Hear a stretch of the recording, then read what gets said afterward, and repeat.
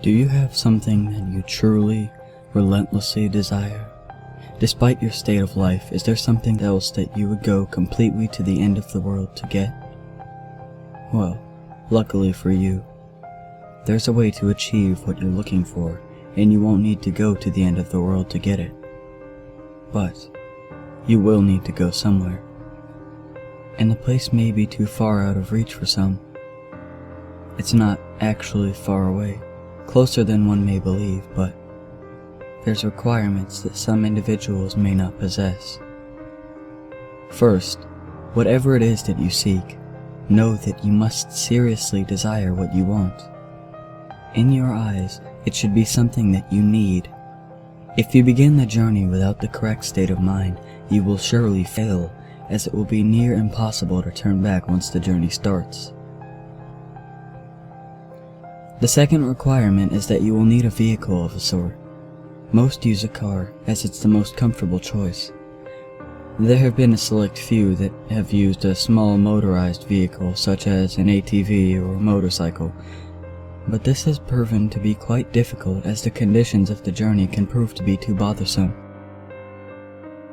Do not use a vehicle too large or noticeable, as you will need some of the cover of night to be most safe. Also, while any sort of car will do, you may not want to choose the most expensive or cherished vehicle. You can take your slick new black Mercedes for the drive if you like, but don't expect it to come out in a pristine state. Make sure your vehicle is completely fueled before beginning the drive. The first task to accomplish is to locate the road. It doesn't have a name, it's not on the map, and technically, it doesn't even exist. It will only show up if you're looking for it at the right time, and you will only spot it if you know what to look for. Finally, you must be alone during the journey. You didn't think you'd be able to go with a group now, did you? It must be night when you begin. Choose the time of night where you believe the roads are the least populated. Drive to any area that is just a stretch of road surrounded by woods. Here's where you want to start paying close attention. If you're looking for the road, it will turn up eventually, but you need to search for the road's hint in order to pull down the right one. Once you're close, you will see or feel its signs, but what the signs will be will depend on what it is you desire. For example, if you're in search of wealth, you may spot shimmers on the empty branches of trees as if they resemble the shine of gold or diamonds. If you seek love, you may begin to see rose petals slowly dance in the light breeze, blowing in the road's direction. If you seek revenge, you might sense an ever-growing feeling of heat or anger in your body as you approach. Just know what it is you really want, and you'll have no problem finding the turn. Once you're sure you've revealed the road, take a deep breath and turn down onto it. At this point, you have officially started down the nameless road, which will bring you through 11 miles leading to whatever it is you seek. Each mile will test your desire and will expose if you really do want what you're searching for. Before you go any further, stop the car and be wary of a few advisements. Do not turn on a radio during the drive. Do not use a phone during the drive. Do not open windows during the drive. Make sure they are closed before you continue. If you are riding a vehicle without windows or a top, then prepare for the worst, as the odds are heavily against you. Do not attempt to leave your vehicle at any time. You'll never want to exceed 30 miles per hour unless you're desperate to make it through a section of the road. And, most importantly, as with any drive, buckle up. Feel free to prepare and make sure you're ready. Once the road has been entered, time is stopped, so you don't need to worry about losing the night. Though you may not notice, you're not actually in your own world anymore. Take one last moment to realize that once the first mile is over, there is no turning back. If you ponder turning back at all, know that you shouldn't even be on the journey in the first place. Once all is done, start continuing on the road. On the first mile, you won't see much change. The road passes through mostly woods, with a few miles being an exception. The air will turn a bit colder, in which you should turn on your heating system if the vehicle has one. You won't want to take your eyes off the road later. Take some time to calm any uneasiness by admiring some of the night sky. You'll see it completely lined with stars, more than you would ever believe possible. If the weather was cloudy beforehand, you'll also notice that the sky is now clear. On the second mile, the air will become even colder. This is primarily the reason why traveling in an open vehicle is very difficult. With each mile, the air will drop in temperature, even if the season should be warm. If the air is too cold to bear, even with the heat on, your only option is to speed up. With each mile, the road also becomes more complex, taking more turns and showing an increasing amount of road hazards. Be sure to always keep focused on the road in front of you in order to avoid as many bumps and obstacles as possible. Hitting a few rocks and potholes won't hamper your progress too much, but you'll want to keep it in the best condition for as long as possible. If your vehicle is forced to a stop because of damage, then there's nothing left you can do but eventually freeze to death. On the third mile, you may begin to spot silhouettes of human figures in the linings of the trees. Pay no attention to them, even if they seem to get closer. It will be hard to resist peeking at their unnerving, distant appearances, but know that they will reveal themselves later. At this mile, the road will become dirt if you weren't driving it on in the beginning. Keep to the center of the path, as it will become narrow and wide at random intervals. On a quick side note, should you ever attempt to turn around, despite the previous warnings, you'll be left on a path which never ends. You would simply run out of fuel eventually, and be left to freeze in the cold conditions. On the fourth mile, you will not only see more of the figures, but will begin to, in a sense, hear them. In the back of your mind, a very faint, unintelligible whisper will echo. These will come and go, but you can't stop them. If they become bothersome or distracting, try and tune them out by thinking of what it is you desire.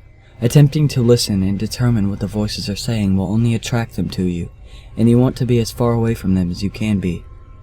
They'll be closer later, so there's no use in bringing them closer to you this early.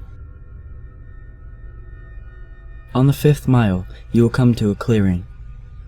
The lining of the trees to your left will disappear to reveal a lake with no end, with a beaming great moon over the water. The illumination from the moon will be so spectacular that the vehicle's headlights will no longer be required. Restrain yourself from gazing at it. If you look at its light for even more than a few seconds, the road in front of you will suddenly end, throwing your vehicle into the water, in which you will freeze in mere minutes.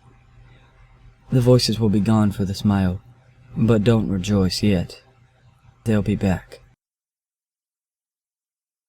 On the sixth mile, take into account that you are more than halfway done. Despite the progress, you may lose hope here. The stars will have disappeared at this point, leaving the sky an empty, black abyss. The clearing will have ended, leading you back into the woods. The only light you will have will be provided by your vehicle's headlights, but they will flicker from time to time, even if you're sure they're in perfect working order.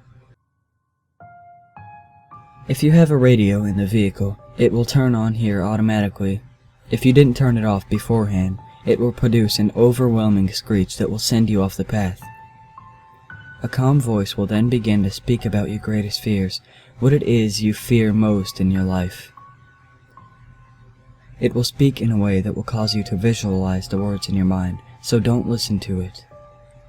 If you begin to comprehend what it's saying, the horrors will prove to be too much for you to stay on the road safely. Attempting to turn off the radio will prove no use. Speed up if you need to. Just keep your mind off the voice as much as you can. As you approach the end of the mile, the voice will fade out of the speakers, leaving your ears at peace. At least for now. On the 7th mile, the voices from the figures will return. It won't sound like a whisper this time, but more like distant screams growing closer with each second. At some point on this mile, you'll hear one of them in your ear, as if one of them were right behind you. This is because one of the figures have found their way into your vehicle. Do not turn around, however. Their faces will shock you into a paralysis, leading you off the road. If you don't draw attention to it, it will become uninterested and hopefully leave. These beings are said to be ones who have traveled down the road before, but were not successful. They live the remainder of their existence suffering in the darkness, with their only goal being to bring other travelers down with them. It has been said from experience that these beings cannot physically harm you, so as long as they don't cause you to wreck, you should be fine. On the 8th mile, slow down if you're going too fast. The road here takes very sharp turns which, if overshot, will throw the vehicle into a pit through the trees. The cold is near fatal here. If you were to have a glass or a bottle of liquid in your vehicle, it would be solid in seconds. The heating system will have become completely obsolete. Your headlights will flicker more, sometimes shutting off for a few seconds. You should brake if this happens, but do not completely stop. The figures will be following you at this point, and should you stop for too long, they will surround and trap your vehicle. More of their screams can be heard from outside your doors, sometimes even sounding of maniacal laughter. Their hands will claw at your windows, desperately trying to reach in and feel something living. Do not look at them. They won't block your windshield, and the last thing you want to happen is to crash and be trapped with them. If you don't make it from here, pray that it's the freezing that ends you. On the 9th mile, your vehicle will stall. The headlights will shut off as well as any other systems inside. There's nothing you can do to prevent this. What you will need to do is close your eyes and immediately attempt to restart the vehicle. Keep your eyes closed, as the figures will have surely surrounded you by this point. The starting of the vehicle will frighten them, and they will all back away temporarily. This will give you a chance to start moving forward again. If you begin to hear the windows crack from their struggle, don't lose focus. The beings can alter the vehicle, but remember, they still don't have the strength to physically affect you. You will hear nothing but their voices rampage in your mind, as there could be anywhere between a dozen or 100 after you now. Once you start the vehicle, floor it. Floor it so long as you can stay on the path. When the mile's done, the beings will retreat. On the 10th mile, the voices of the beings will stop. If you were to look in your rearview mirror, do not actually do this, you would see them following you, but not as if they were chasing you. They're watching you, as if they were seeing you off. As you go down the 10th mile, the road will be smoother, as if you were back on the 1st mile. The figures will be lining the sides of the path ahead of you. They won't be after you, but they will watch you as you pass. Some have theorized that the beings are impressed here, that you have come a long way on the journey to what you desire. And this is false, however.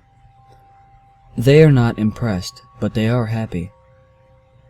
They are happy that you are about to approach the next mile.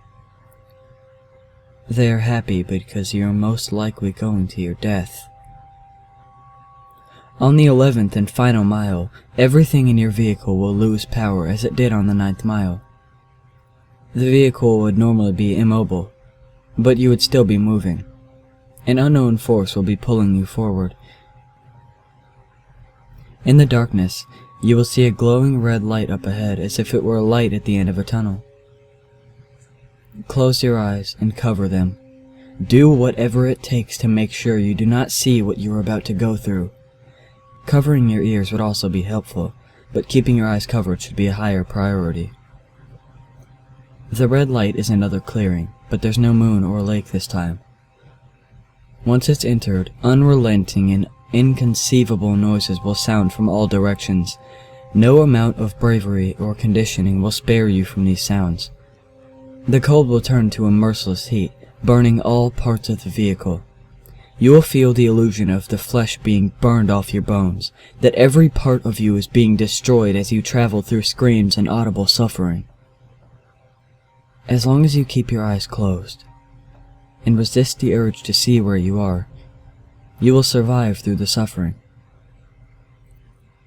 This will last a total of 31 seconds, but many fail to keep their vision closed during that time, and are left to the worst fate of the road.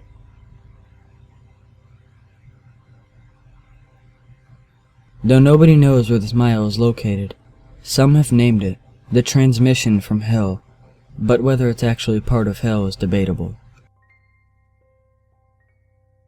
After the final mile, power will return to the vehicle. Stop the vehicle. Take a moment to possibly regain some of your sanity. Let the screaming in your ears begin to fade, and know that you have nearly completed your journey with the hardest task overcome. Breathe, and begin to drive forward once again. After only a kilometer, your vehicle will arrive at a dead end. Stop here and don't attempt to move again. Nothing will happen right this second, but do not be disappointed. Relax and close your eyes. Imagine in your mind what it is you've desired the entire time. It will most likely still be the same as when you enter, but with some, this desire may actually change through making this journey. Think about what it was that you went through such terrifying and difficult means to acquire, and imagine possessing it in your hands. Once you have completely visualized this, slowly open your eyes. You will then find yourself at the beginning of the unnamed road, where you first began. This may confuse you, but know that you are finished. Your task is done. Your mind will then turn to your reward. If what you desired was material, check in the back seat or in the trunk if the object is larger. If the object was small enough, however, it might already be in your pocket. If what you desired was non-material, then do not be disappointed if the change is not immediate. Turn back to where you came from, and you will find in your life that what you wanted is there. You may have found the love of your dreams. You may have gained unnatural, unimaginable power. You may have put your most hated enemy to the most satisfying revenge possible. You will have no doubt gained what you deserve. So, now that the task is done, what's the catch? Is your vehicle cursed? Is there something you're about to lose? Is your death imminent? The answer to all is no, of course. You've done the challenge. You've proven yourself worthy of what you desire. As stated before, the sounds of the 11th mile will continue to exist in your mind, potentially causing you some vivid and unusual nightmares. But these should prove as nothing compared to what you've gained. Now, one last question. Is there something else you desire? Are you not yet satisfied? After all, you're left right back where you started. The road's right in front of you, so are you up for another drive? If so, buckle up and just move forward.